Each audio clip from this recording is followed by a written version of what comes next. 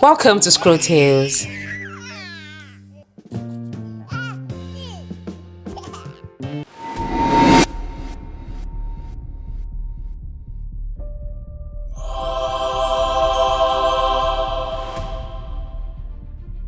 Ever wonder what happens when a city gets too comfortable, too rich, too powerful, and completely loses its way? Imagine a place so obsessed with itself, so focused on pleasure and materialism, that it forgets about everyone else, especially God. Sounds a bit familiar, right? Well, get ready, because today we're diving into one of the most epic stories from ancient history, the downfall of Sodom and Gomorrah. This isn't just a bedtime story. It's a deep dive into the consequences of a society that turned its back on compassion. We're using both the Bible and the ancient book of Jasher to give you the full, unvarnished truth. This isn't just a story. It's a warning and a bit of a thriller.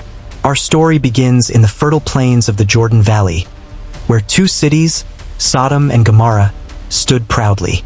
By all accounts, these were economic powerhouses.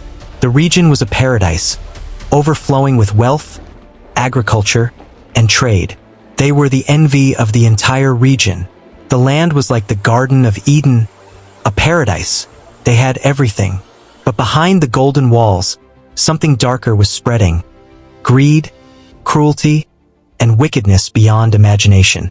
The Bible tells us that people of Sodom were exceedingly wicked and sinful against the Lord. But what did that actually mean? In Sodom and Gomorrah, kindness was a crime. A stranger could be tortured just for asking for food.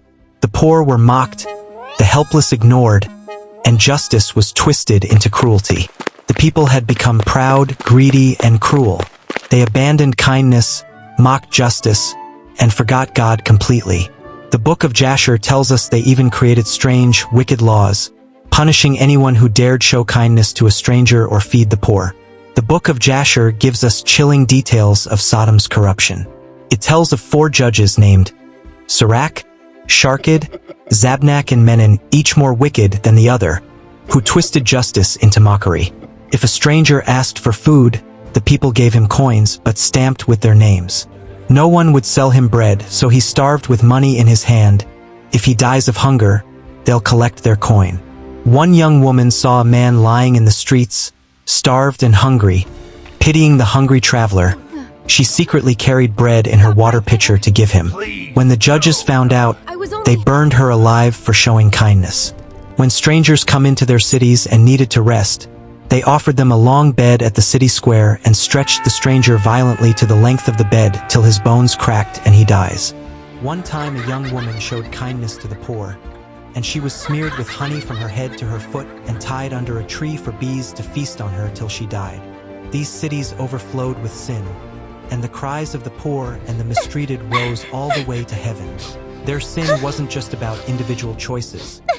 It was about the very fabric of their society being woven with greed, cruelty, and a complete disregard for human dignity.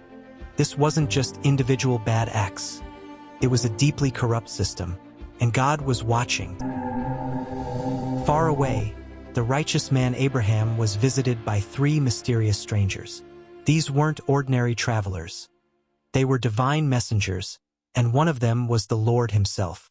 They brought incredible news for Abraham, but then, a somber revelation. The Lord revealed his plan.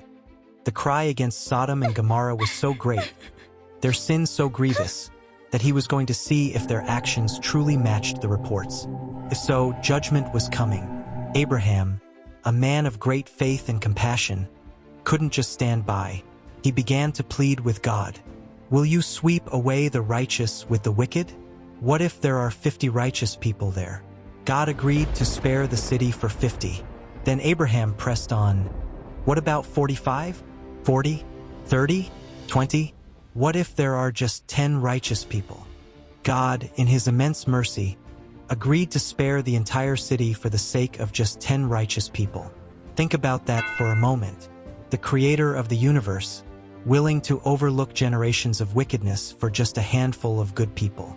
It shows us his incredible patience and his desire for humanity to turn back to him. But Would even 10 be found? At sunset, 2 angels entered Sodom, disguised as weary travelers.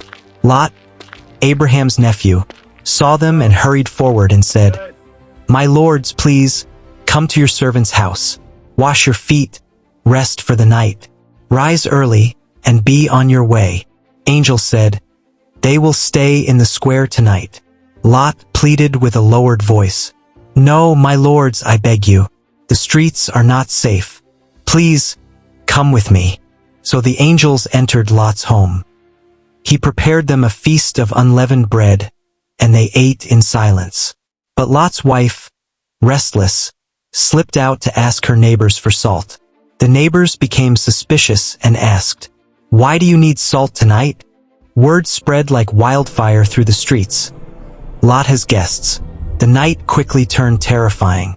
Before the angels could even rest, the men of Sodom, from the youngest to the oldest, every single man, surrounded Lot's house. The men of Sodom gathered, pounding on his door, and their demand was chilling. They shouted, "Where are the men who came to you tonight? Bring them out to us so that we can abuse them." Lot stepped outside, shutting the door behind him, and said, "Please, my brothers, do not act so wickedly. I beg you, do not harm these men. They are under my roof for safety. Take my daughters instead, but do not touch these guests." The crowd yelled at him, "Stand back! This stranger dares to judge us? We will treat you worse than them." They pressed hard against the door, ready to break it down, until the angels reached out, pulled Lot inside, and struck the men with blindness, causing them to grope helplessly at the door. The message was clear. There were not 10 righteous people in Sodom. Not even Lot could count on his own people. The angels wasted no time. "Get out of this place," they commanded Lot. "The Lord is about to destroy this city." Lot went to warn his sons-in-law, the men engaged to his daughters. But they thought he was joking. They laughed him off, unwilling to believe that their prosperous, invincible city could ever fall. They were too comfortable, too complacent.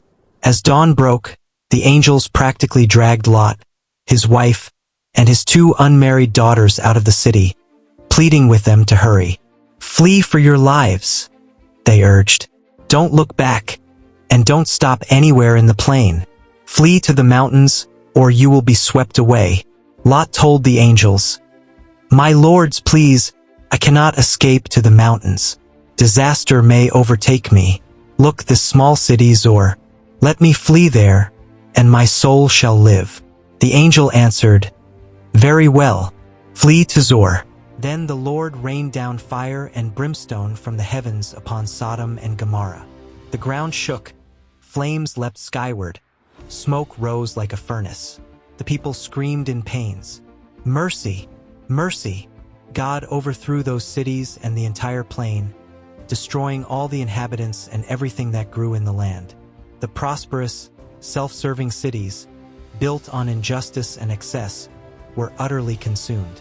But in that terrifying moment, Lot's wife, unable to resist one last look at the life she was leaving behind, disobeyed the command. She turned back, and instantly, she was turned into a pillar of salt. A stark, chilling reminder of the consequences of looking back, of clinging to a world that God had judged. Abraham, looking out from his camp, saw the smoke rising from the land like the smoke of a furnace. The cities were gone. The vibrancy, the wealth, the wickedness, all reduced to ash. His heart broke. So what can we take from this ancient, dramatic tale?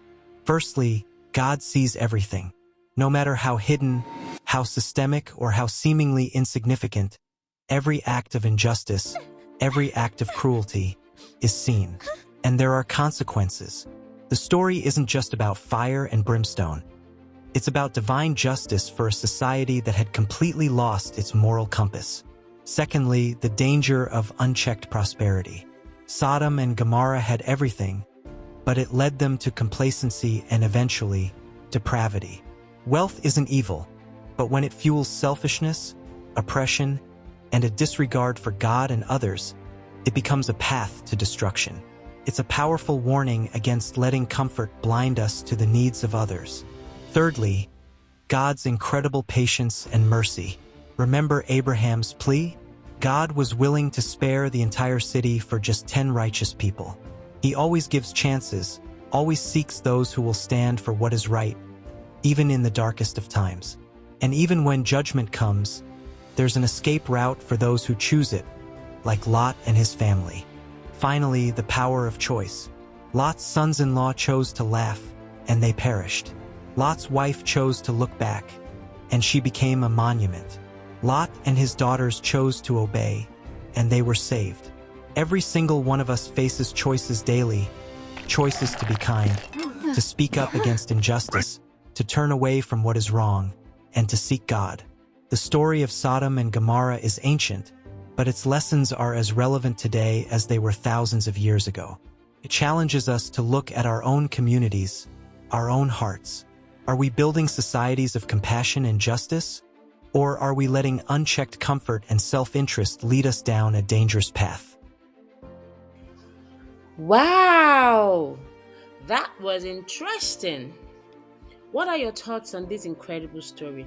Let us know in the comments below if you found it engaging and thought-provoking. Make sure to hit that like button, subscribe to Scroll Tales for more incredible stories from the Bible and beyond, and share this with anyone who needs to hear it. Thank you for joining us on this journey through one of the Bible's most dramatic accounts.